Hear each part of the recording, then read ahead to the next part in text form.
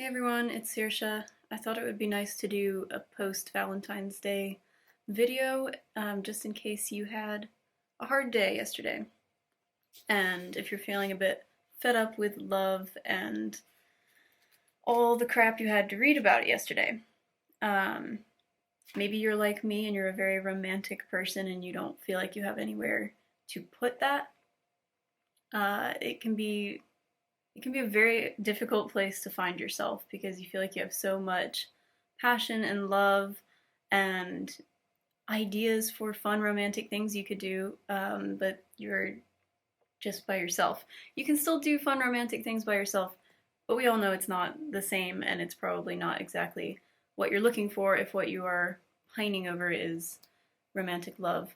So today, let's look at some heartbreaking poetry, some breakup poetry. I think poetry can be some of the most cathartic stuff out there if you're hurting. It can help to read it, to write it, read it out loud, actually. That I find always makes me connect with a poem even more.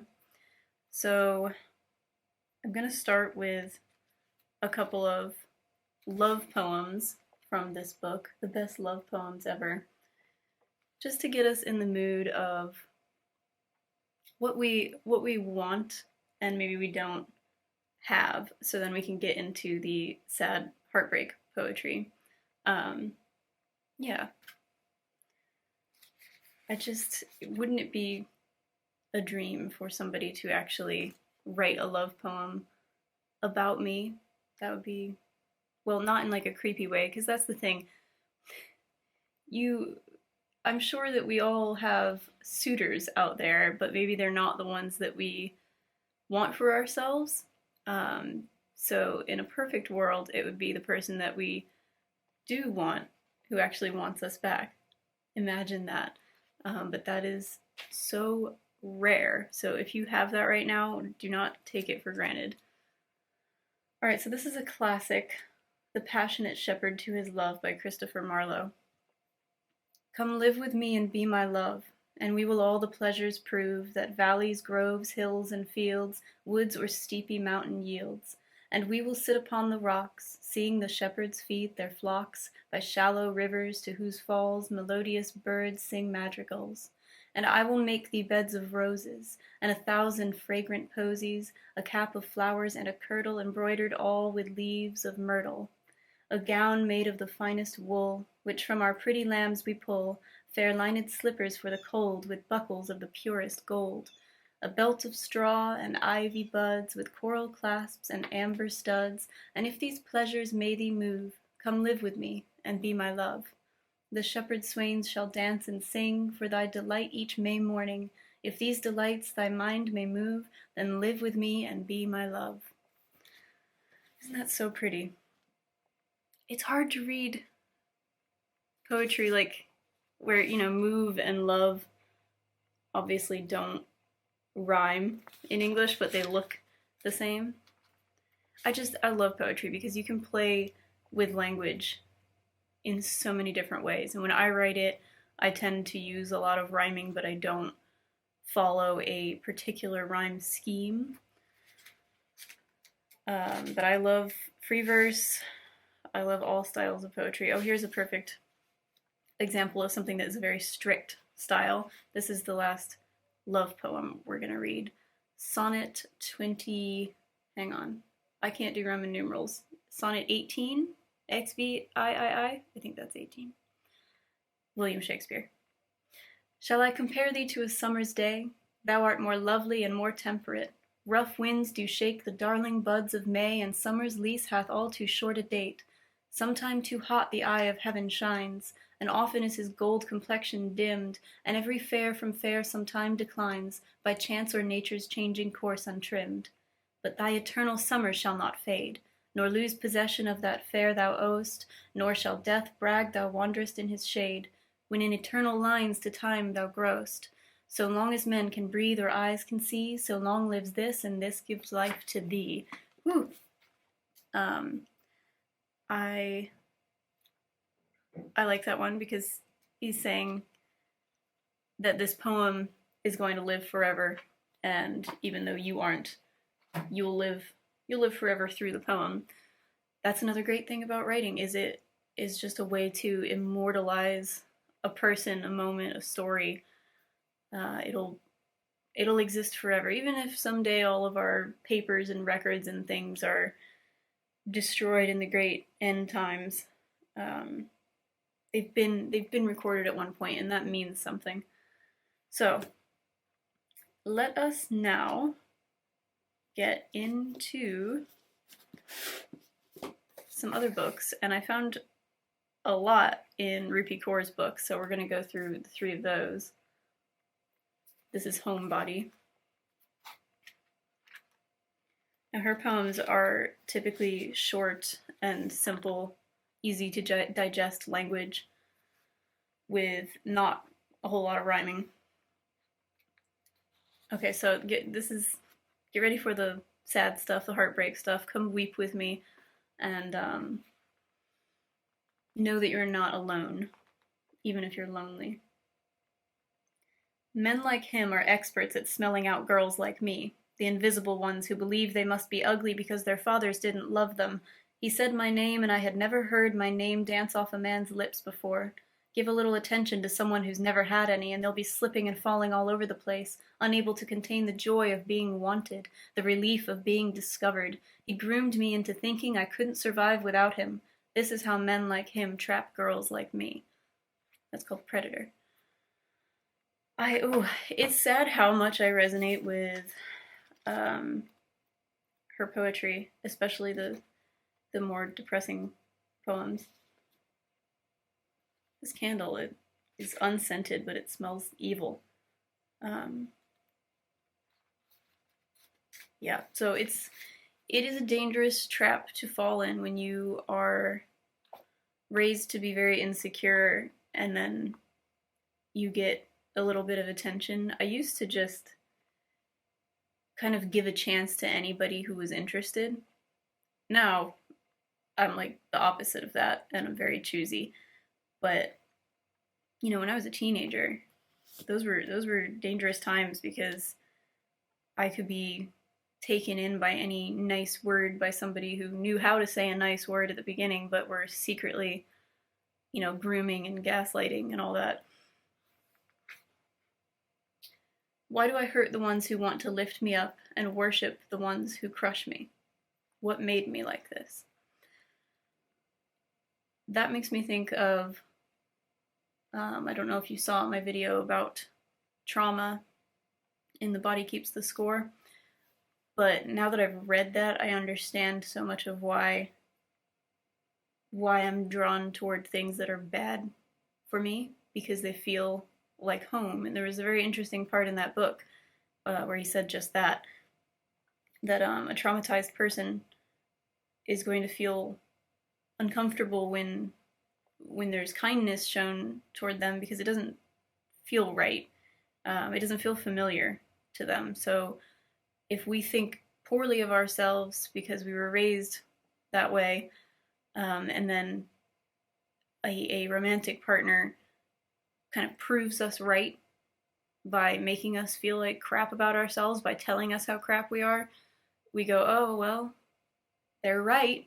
I better stick it out with them because they know me. They've got me figured out like nobody else does. They know how terrible I am. So yeah, I like that one. Why do I hurt the ones who want to lift me up and worship the ones who crush me? We if we're traumatized in a certain way, tend to idealize people who don't want us.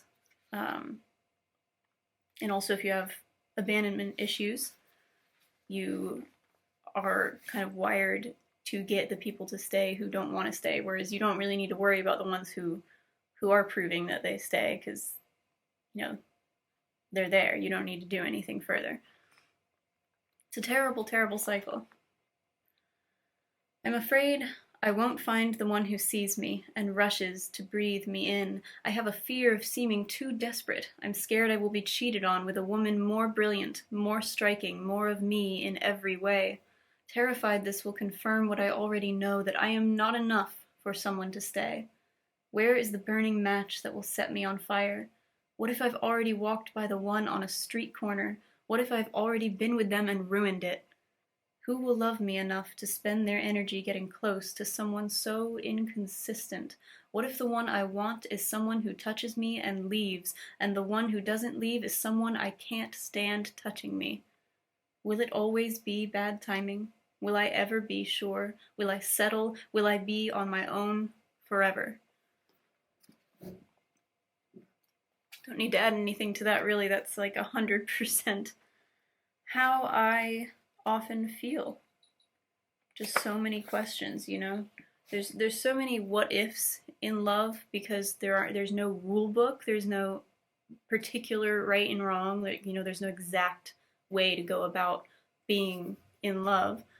And sometimes I wish that there were some rules because I can't figure it out, and it makes you really second guess things. Like she said, have I maybe already been with the one for me and I just ruined it? Of course, this probably isn't true. There are billions of people in the world.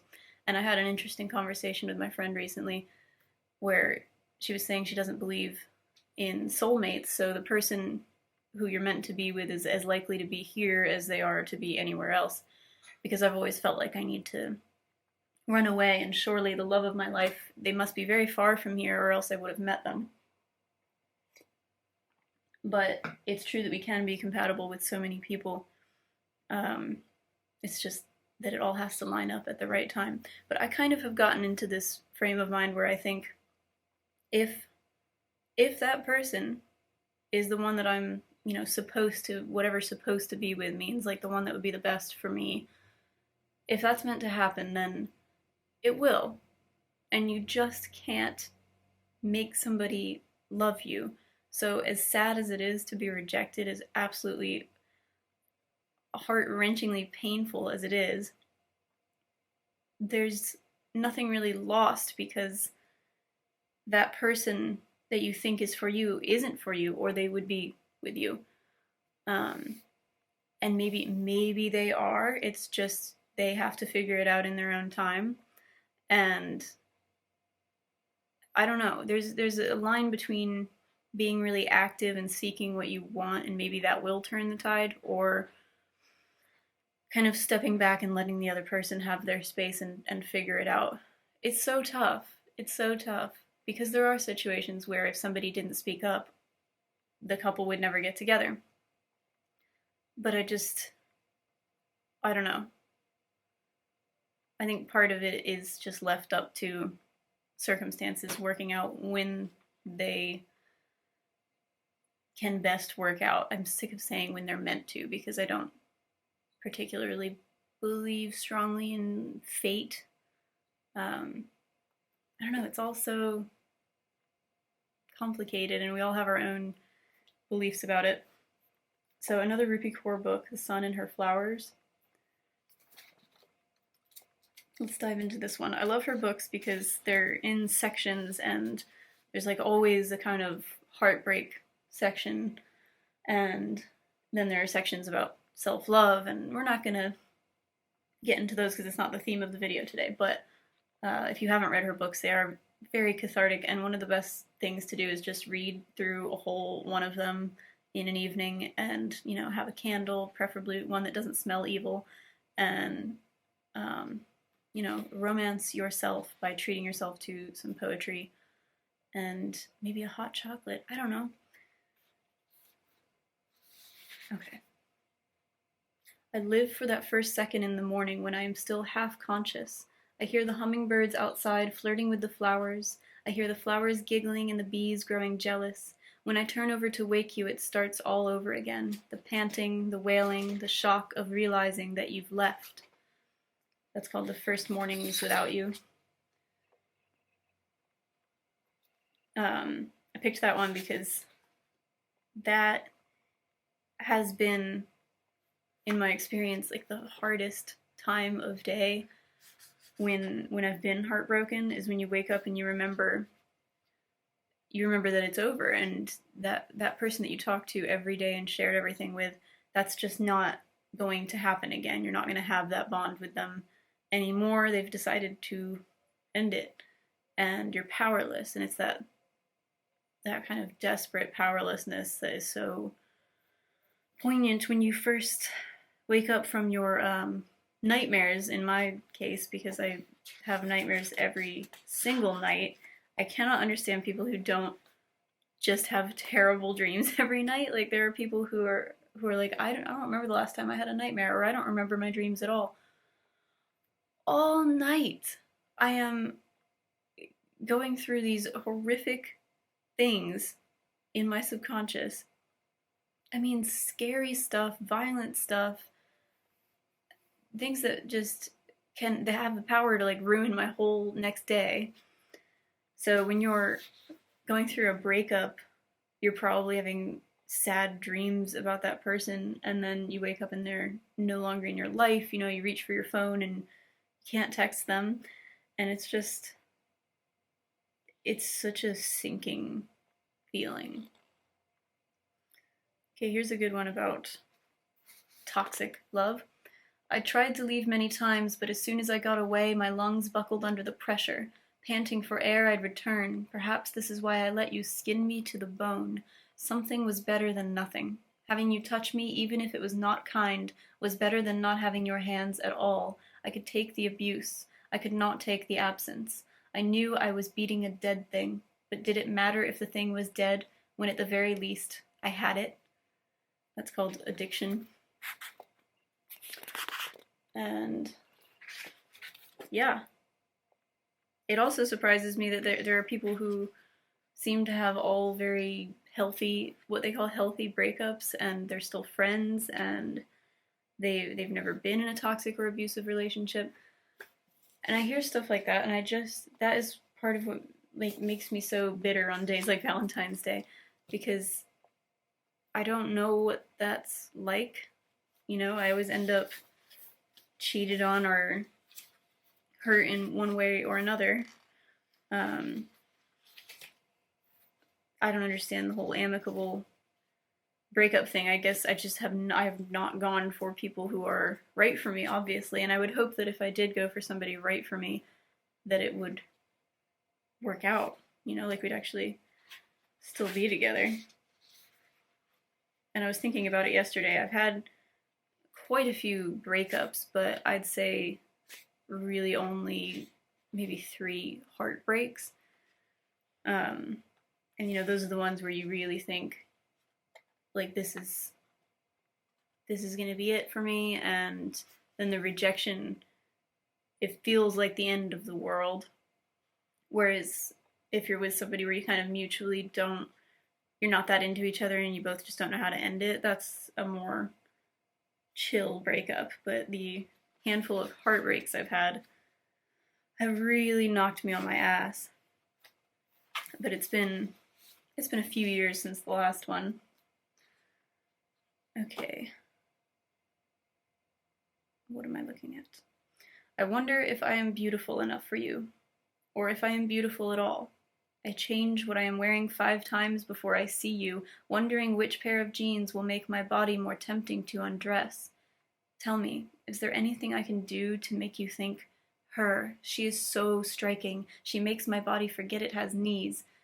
Write it in a letter and address it to all the insecure parts of me. Your voice alone drives me to tears. Yours telling me I am beautiful, yours telling me I am enough. That one hurts. I mean, I think a lot of us have this desire within us for the person that we are attracted to feel this way about us, to be able to put into words that we are enough, to say in a million different ways we are enough, because a lot of us feel like we're not enough, because either we have evidence for that, or we were just raised to believe that, or we were bullied into believing that. I've been thinking a lot about how much the bullying that I endured as a kid is still with me, 100% still with me. It's horrible. I just never got my confidence back. Like, they knocked me down, and I haven't gotten back up.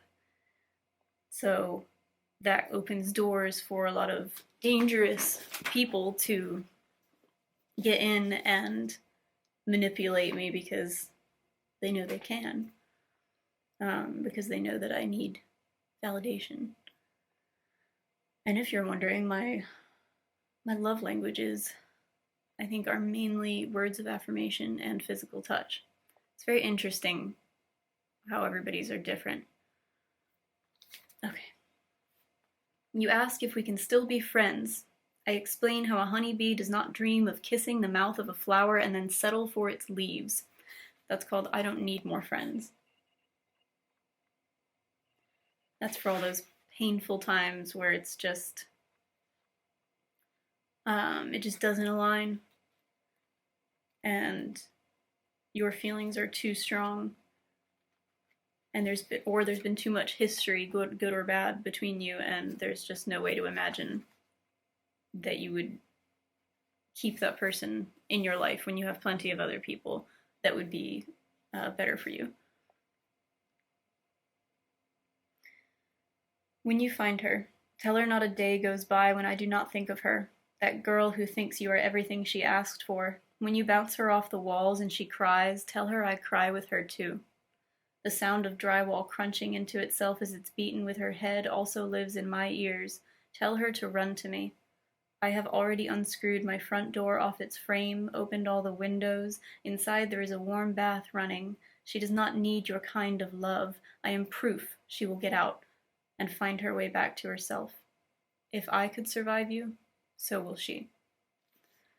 And that's dedicated to all of our exes who were abusive, and then to the women who came after us who don't know. I've always wished that I could save these people, but you just can't save everyone, and it's sad, but I know from experience that you have to make your own mistakes, and no matter what anybody says, you've got to figure it out for yourself. I've been in many situations where everybody knows it's bad for me and I don't listen, and the same goes for my friends. You know, I've seen them be in terrible relationships that are toxic for them, and I know that nothing I say is going to do anything, because when they said it to me, it didn't do anything. So there's very little that you can do to help other than be there for them and offer advice when they're open to hearing it. How do I welcome in kindness when I have only practiced spreading my legs for the terrifying? What am I to do with you if my idea of love is violence, but you are sweet? If your concept of passion is eye contact, but mine is rage? How can I call this intimacy if I crave sharp edges, but your edges aren't even edges, they are soft landings? How do I teach myself to accept a healthy love if all I've ever known is pain? That's a tough pill to swallow. If you've been in a lot of really chaotic relationships and then somebody shows you stability and care, and that doesn't feel like love to you, it feels more like friendship. And, you know, there are many elements to relationships for all of us, and if you want a relationship that's more than just a friendship, then it can be hard. It can be really, really hard to accept someone who is pure and loving on the inside and doesn't cause this tumultuous hurricane in your head when you're with them, because you can just get so used to feeling like that's the way it's supposed to be. Very unfortunate. Okay, the last Rupi Kaur book, which is actually her first book, Milk and Honey. It must hurt to know I am your most beautiful regret. I love her short little poems like that, and that's just a great sentiment, because there are so many phases to heartbreak, and one of them is kind of like the screw you phase, where you really have to pump yourself up or you will just completely deflate. So doing that whole you don't know what you're missing thing. It helps. It helps to listen to like Lizzo songs and Miley Cyrus songs and stuff like that. It's good, a lot of good um, moving on, I'm better than this music out there. And poetry, obviously. I didn't leave because I stopped loving you. I left because the longer I stayed, the less I loved myself. And that is so true. For the few times when I've actually had to end something, and all the time. The thing is that's interesting is every relationship I've been in, I've known it needed to end, but rarely had it in me to be the one to do it. So I would just let it get worse and worse and worse and let them treat me terribly until they decided to leave. I don't know why. When I was much younger, I just didn't.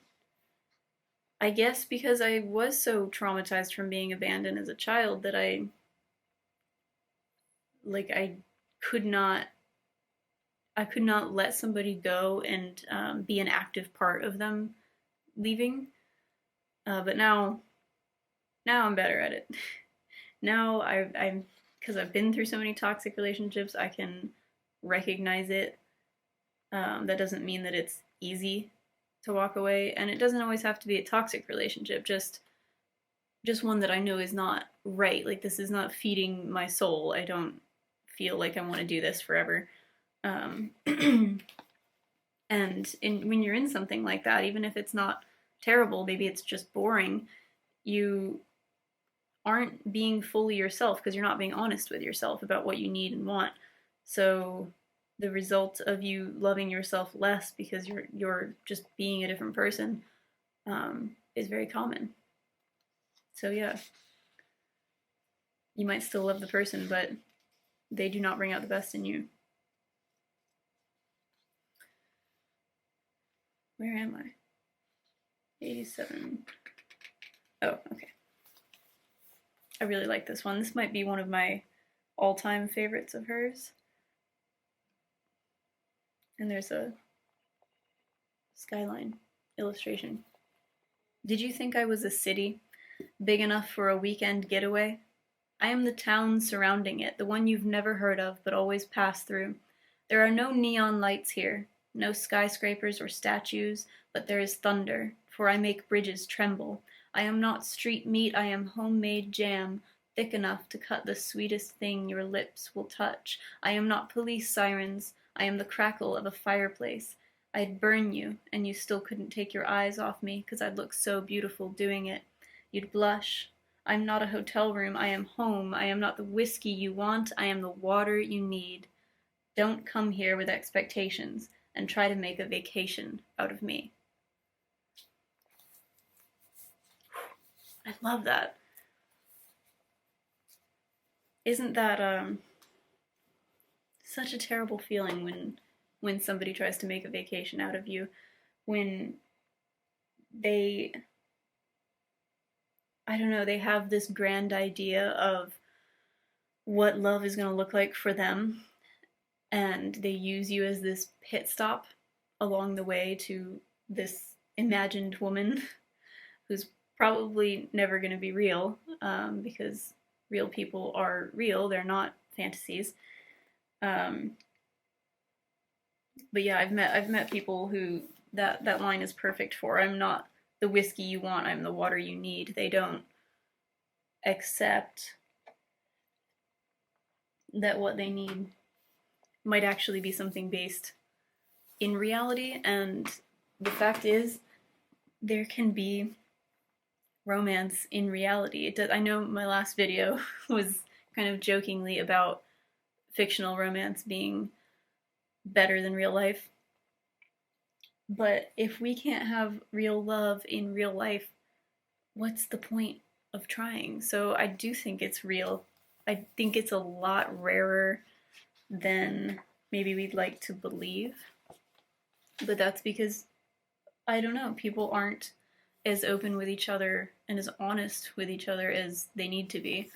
To have an actual connection with somebody, it requires so much honesty and vulnerability, which people just aren't ready or willing to give. When you are broken and he has left you, do not question whether you were enough. The problem was you were so enough he was not able to carry it. That's a tough one to remember.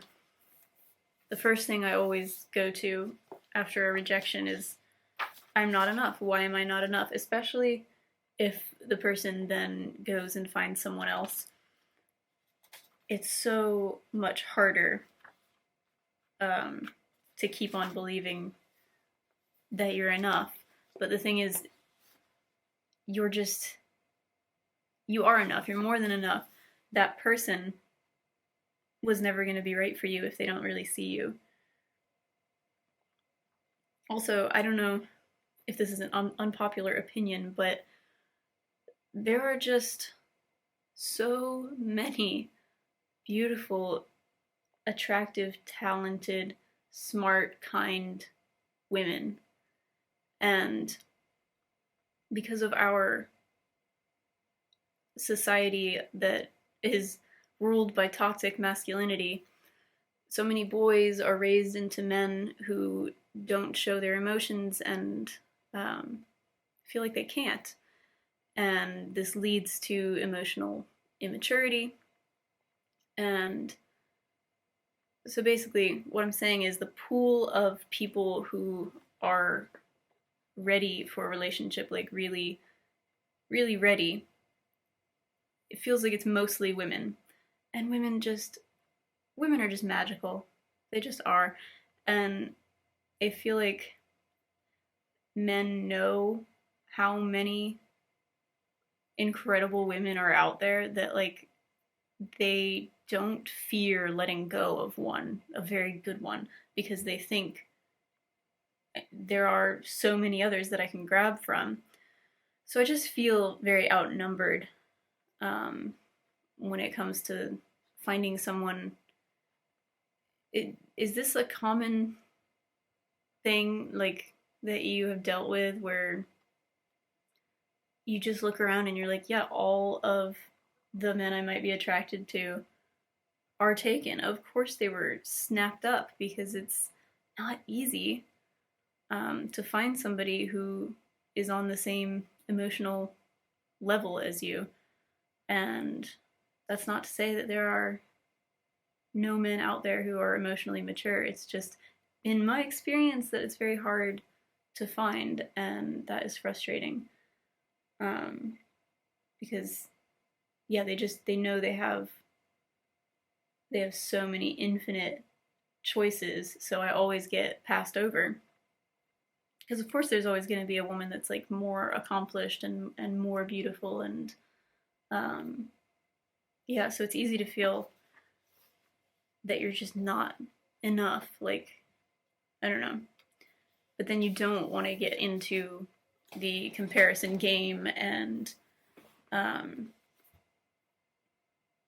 never want to put other women down out of my own insecurity. I refuse to do that. So, I don't know. I don't know where this rambling is going. So let's just read another one. You were the most beautiful thing I'd ever felt till now, and I was convinced you'd remain the most beautiful thing I'd ever feel. Do you know how limiting that is? To think at such a ripe young age I'd experienced the most exhilarating person I'd ever meet, how I'd spend the rest of my life just settling. To think I'd tasted the rawest form of honey and everything else would be refined and synthetic, that nothing beyond this point would add up, that all the years beyond me could not combine themselves to be sweeter than you. That's called falsehood. That one's very important, I think, because it can be really easy, especially in the throes of young love and heartbreak before the age of 30.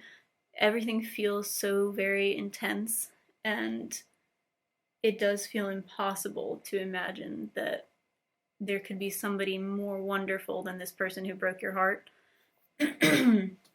But that idea of, I haven't even come close to meeting all the people that I'm going to love or who are going to love me, or even all the people who will be interesting and will be friends to me. I just haven't met all those people yet. So how could I possibly think, nothing's ever going to be sweeter than you?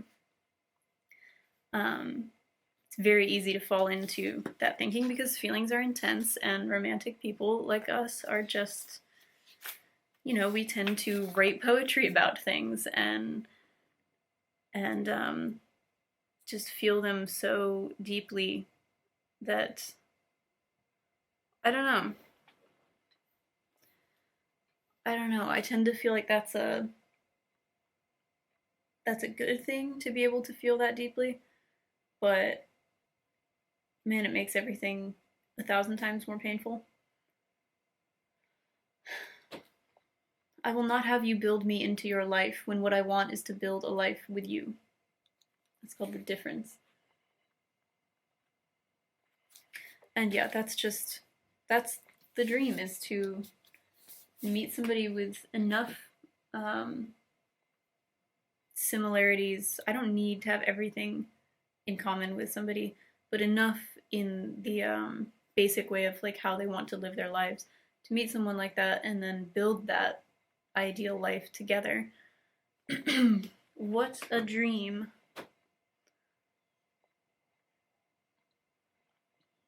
Okay, we're gonna get to the last few here in this book. Can you see that? It's called The Hell with Love. And this kind of inspired the video because I've been thinking about heartbreak poetry, or I was just going to read like love poems and feel sad.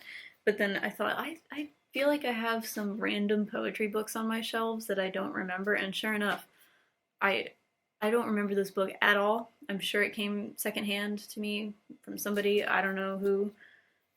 I don't think I've ever read it through. But I just picked it up and was like, oh, perfect. This will be great for this.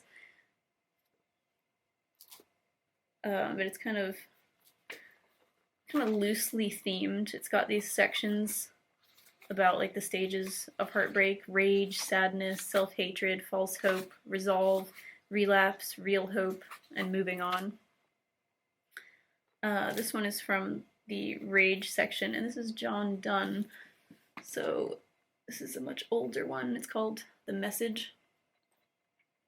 Send home my long strayed eyes to me, which too long have dwelt on thee.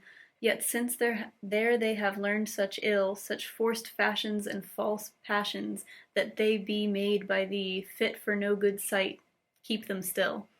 Send home my harmless heart again, which no unworthy thought could stain, which if it be taught by thine to make jestings of protestings and break both word and oath, keep it, for then 'tis none of mine.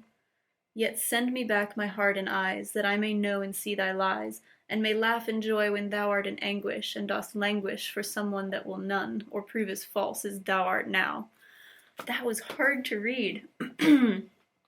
I love that rhyme scheme, but it was hard. That old-timey language is not easy. But such a great message. Like, send me back my eyes because they've always been looking at you, and you're a liar. But actually you made them not fit for good sight, so keep them. And send back my heart. But if it's been taught by you, all this blah blah blah, keep it because it's not mine. But actually send them back to me so I can know and see your lies, and then basically laugh at your pain when you're in a bad relationship with somebody as crappy as you. I like that one. Okay, this is from the Resolve section. It's called One Art by Elizabeth Bishop. The art of losing isn't hard to master. So many things seem filled with intent to be lost that their loss is no disaster. Lose something every day. Accept the fluster of lost door keys, the hour badly spent. The art of losing isn't hard to master. Then practice losing farther, losing faster. Places and names and where it was you meant to travel, none of these will bring disaster. I lost my mother's watch, and look, my last or next to last of 3 loved houses went. The art of losing isn't hard to master. I lost 2 cities, lovely ones, and vaster, some realms I owned, 2 rivers, a continent. I miss them, but it wasn't a disaster. Even losing you, the joking voice, a gesture I love, I shan't have lied. It's evident, the art of losing's not hard to master, though it may look like righted, like disaster. I like that kind of fun, rhythmic, light look at how we can learn how to let go of things, because in the end, most of these things aren't going to kill us. Something will one day, but it's likely not going to be because we lost any of these things. Okay, this is in the relapse section, and this is called True Love by, I'm going to say this wrong, Wisława Szymborska. True love. Is it normal? Is it serious? Is it practical? What does the world get from 2 people who exist in a world of their own? Placed on the same pedestal for no good reason, drawn randomly from millions, but convinced it had to happen this way. In reward for what? For nothing. The light descends from nowhere. Why on these 2 and not on others? Doesn't this outrage justice? Yes, it does. Doesn't it disrupt our painstakingly erected principles and cast the moral from the peak? Yes, on both accounts. Look at the happy couple. Couldn't they at least try to hide it? Fake a little depression for their friend's sake? Listen to them laughing. It's an insult. The language they use deceptively clear. And their little celebrations, rituals, the elaborate mutual routines, it's obviously a plot behind the human race's back. It's hard even to guess how far things might go if people start to follow their example. What could religion and poetry count on? What would be remembered? What renounced? Who'd want to stay within bounds? True love. Is it really necessary? Tact and common sense tell us to pass over it in silence. Like a scandal in life's highest circles, perfectly good children are born without its help. It couldn't populate the planet in 1,000,000 years. It comes along so rarely. Let the people who never find true love keep saying that there's no such thing. Their faith will make it easier for them to live and die. I liked that one for its frustration with couples. When you're single, especially on a day like Valentine's Day yesterday, it feels so hard to be happy for people, especially when you just feel like they're all rubbing it in your face when you know realistically that's not what they're trying to do. But it just magnifies your solitude, and you just wonder, like, do these people even remember what it is like? I don't know what I was trying to say. What it's like to not be with someone. And actually, I know a lot of people who have pretty much never been single. Never. Like, they just bounce from one person to the next. And so, no, they probably don't really know what you're going through if you're feeling particularly alone. They always have that other person there. And it's just a different way of life. And it can be great being single because you don't have to answer to anyone, and you don't have to like plan your life around anybody else. You can just do whatever you want, and those times of freedom feel very good for me. But then there are also times where you just cannot stand listening to couples talk about how much they love each other, because then it reminds you, like, there's this thing that most of humanity yearns for, and you just don't have it. Okay, this is the last one, and it's by Mary Oliver. It's called In Blackwater Woods. Look, the trees are turning their own bodies into pillars of light, are giving off the rich fragrance of cinnamon and fulfillment. The long tapers of cattails are bursting and floating away over the blue shoulders of the ponds, and every pond, no matter what its name is nameless now. Every year, everything I have ever learned in my lifetime leads back to this. The fires and the black river of loss whose other side is salvation, whose meaning none of us will ever know. To live in this world, you must be able to do 3 things. To love what is mortal, to hold it against your bones knowing your own life depends on it, and when the time comes to let it go, to let it go. Ooh, that one almost made me cry. I forgot that I picked that one. Everything ends. Yay. Happy day after Valentine's Day. I hope you enjoyed that in some way. And if you're wondering what this shirt is, it's the Death Cab for Cutie shirt I got at the concert. I just thought it was, like, I don't know, just so great. So, that is it. And now we can transition back into our normal level of loneliness that is just so heightened on Valentine's Day. Let's all remember to be kind to each other. Everybody is going through something that you have no idea about.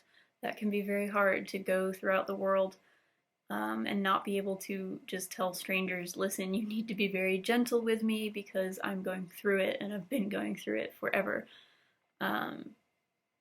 Yeah, I had a very difficult week last week, just incredibly depressed and hopeless because it's not like that's a random occurrence. You know, like a bout of depression for me isn't shocking and sudden. It's kind of my baseline, and that just makes me feel so hopeless. Like, why do I keep trying for anything when it always comes back to this? Sometimes within minutes, sometimes within a few days. Well, usually I'm not happy for more than a few hours at a time. And it's okay because I don't believe happiness is a destination. It's found in the little things that we take joy in every day. So it's not like a state of being that I feel like I can aspire to. Charlotte Bronte said, what did she say? The absence of severe suffering is the closest I could expect to happiness, something like that. So just not suffering severely in the moment is the closest I think I can come to being happy, as like a baseline.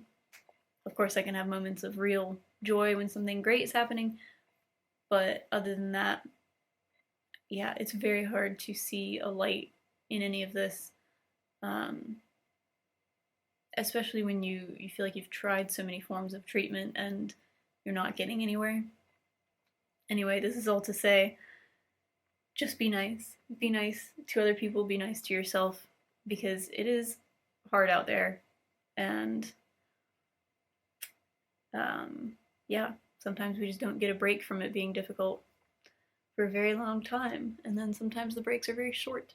So anyway, I love you all. Thank you for watching and listening to the rambles. I did not plan for that to be such a long video. I'm gonna blow out this evil candle and go about my day. Until next time, happy reading.